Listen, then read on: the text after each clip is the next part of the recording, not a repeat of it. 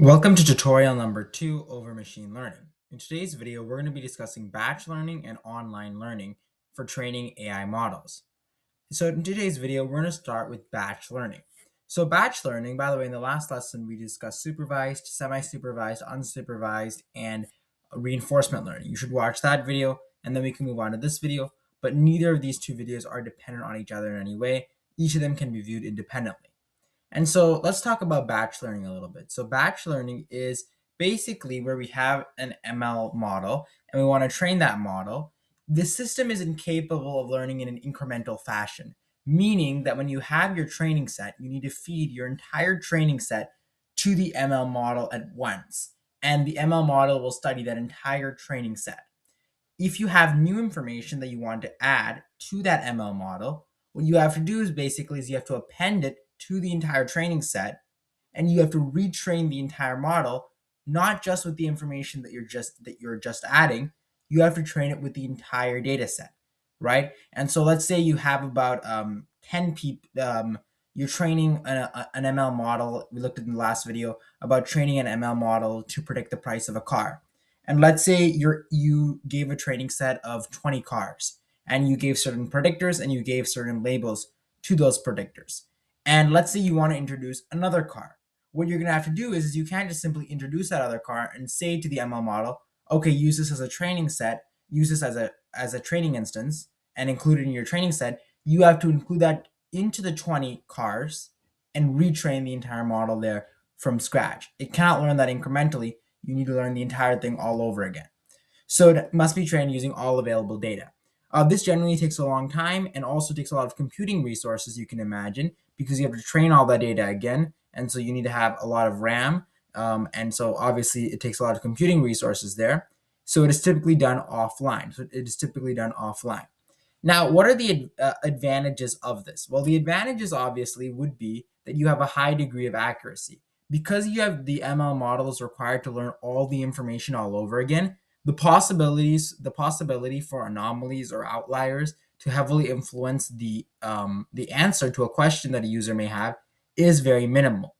Also, it is very stable. Since the model is trained on the full dataset, it is less likely to be affected by outliers. I think I just covered that right now. Also, it is good for static data. And so if you have data basically that is not going to change, right? Let's say you have an AI model, and what you're going to feed to this AI model is, let's say, a dictionary. A dictionary probably isn't going to change. I guess, every couple of years, people who write dictionaries can update the meaning of words or things like that. But typically speaking, think about something like a dictionary. Typically, it won't change. And so if you're going to train a dictionary, doing something like offline learning would be a good idea, because you're just going to train it once and you're not really going to add anything to it once it's done, right? And so maybe that would be a good idea for static data, right? Or if you have, maybe some static HTML file or static JSON or something like JSON or XML or something like that. Even that type of data does change typically, but something that's a static data that's not dynamic in nature. All right, and so those are the advantages, but there are obviously a lot of disadvantages. And so you see some of the disadvantages here that we kind of already covered a little bit. If you wanted the system to learn new information, then you must train the new version from scratch on the full data set. Training the full data set takes a very long time. It also takes a lot of computing resources, the CPU, the memory space, disk space, the network, input, output, all those things. Obviously, since you're retraining the entire thing all over again, it takes a lot of computing resources. And the other one is a very interesting one, actually. If a system needs to learn autonomously and has limited computational resources, it becomes difficult to train a full data set. And so if you're trying to train an entire data set on something that is, let's say, has less memory in it, such as, let's say, a phone or something like that, then it's very difficult for it to be trained because it simply doesn't have the amount of space. It doesn't have the computational resources in order to do that. And so those are some of the disadvantages that when it comes to batch learning. And obviously, this is also called offline learning because the system is trained, is launched into production, and runs without learning anymore. It just applies what it's already learned. And so that's called offline learning. It doesn't need to be connected online. If it's connected online, we could obviously increment it to the existing data set, right? You could increment to the existing data set. And so that's what batch learning is. The system is incapable of learning incrementally, and we went over some of the advantages and the disadvantages of that. Let's talk about online learning. In online learning, this is the converse of the previous one. Model is trained incrementally, by feeding its data instances sequentially, either individually or in small batches called mini batches. And so you can initially begin by giving a full data set of information and train that model using that full data set of information. But you can incrementally add on to that training set with new instances without having the AI model um, go through the entire data set, the entire data set, including the new information. And so let's take a look here at this picture that I have here. So this picture here, let me zoom in a little bit. So the picture that I have here, you can see here how this works. So you see that we're training the ML model on a vast array of information, and then we're going to evaluate a solution, we're going to launch it, but we're going to run and learn. So we can add new data on the fly. So we can add any new data that we want to add on the fly. Now keep in mind that when we're adding this new data on the fly, the model is very much likely to be influenced by the new data. Now, think about the new data. The new data is referred to as what? It's referred to as mini batches, right? Mini batches. Because it is going to be greatly influenced by the new data that is going to be inserted, there is a possibility that when you're using online learning, what can happen is that anomalies and outliers can greatly influence the responses. And so let's go and take a look at some of the advantages and disadvantages, and this will kind of help you understand. But the key idea for online learning is that you can incrementally add things without retraining the entire full data set, right? So let's take a look at the advantages. Let's start with the advantages. Each learning step is fast since it doesn't have to relearn the existing data set. Great for systems that receive data in a continuous flow. The reason why is obviously is like, let's say for example, you have like a weather API, right? A weather API, and you have, let's say, some AI model that's connected to a weather API, and every single day it has to learn the new weather updates for the next day. Obviously, doing something like batch learning would not be very preferable in that particular instance because we're continually learning new information, and so we have to increment it on top of what we already incremented. And so in that case, we'd be receiving data in a continuous flow. Good if you have limited computational resources, e.g. low RAM or storage. That's because of the fact that you're obviously not going to have to retrain the entire data set, which would require a huge amount of storage, a huge amount of RAM there in order for you to do that. All right, so that's the advantages. Let's go and take a look at the disadvantages here. I listed one disadvantage for you. If bad data is sent into the system, then it could malfunction very quickly since the old data is discarded or not fully kept.